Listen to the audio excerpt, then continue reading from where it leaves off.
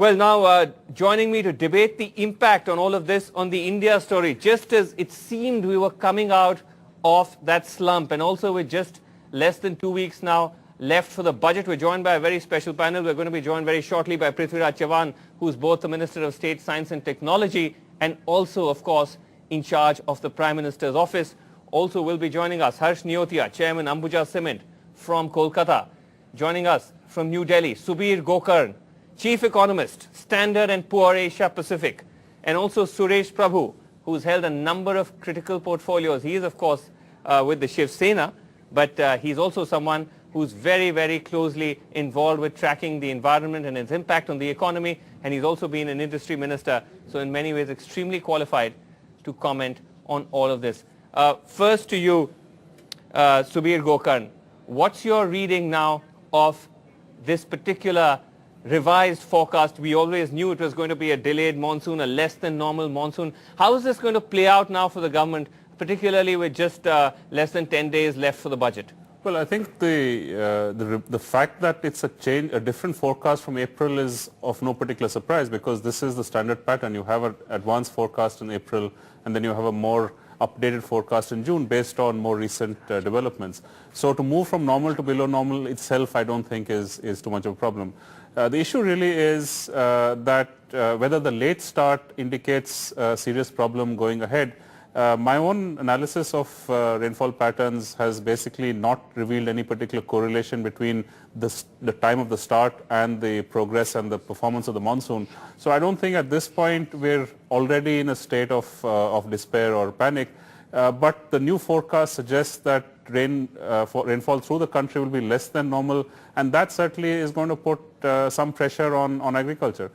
Farmers are going to look at this in whatever way they do, right, and make a decision on whether they're going to sow or not, because if they sow and rain does not come, they stand to lose their crop, and that's not a risk that many of them can afford. So we're already moving into a situation where choices that will bring down production may be made, and I think that's really where the concern is.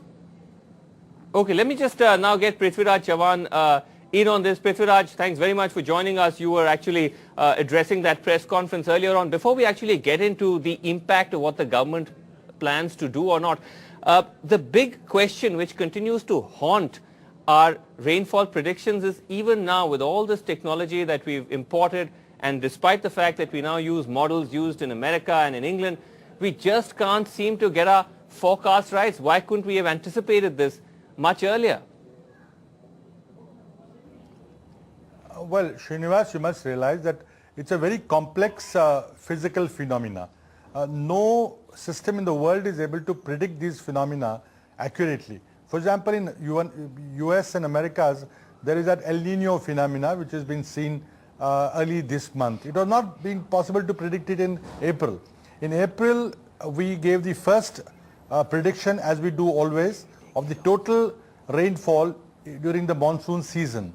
And that was considered to be below normal, 96% of the annual average. Now, annual average is 98 centimeters of rain during the monsoon season, which is June to September. Now, that was the first forecast. Now, we give the second forecast at the end of last week of June, which we did today. Now we have additional information, and this is a very complex model which is derived by getting input from best of the meteorological organizations in the world, including US, UK, World Meteorological Organization, and all our research centers. Right. And okay, Prithviraj, you claim that this is true the world over. That's not an answer which I don't think too many people would accept. But Harsh Neotia, if I can just ask you now, obviously we are a monsoon dependent, agricultural dependent economy. So a bad monsoon means that everyone, all aspects of the economy are affected, even though the area you're in, cement, may not be directly impacted, but it impacts the economy as a whole. How worried are you about how all of this is going to impact the India growth story, or the fact that we're coming out of the slowdown? And what specifically do you think the government ought to be doing?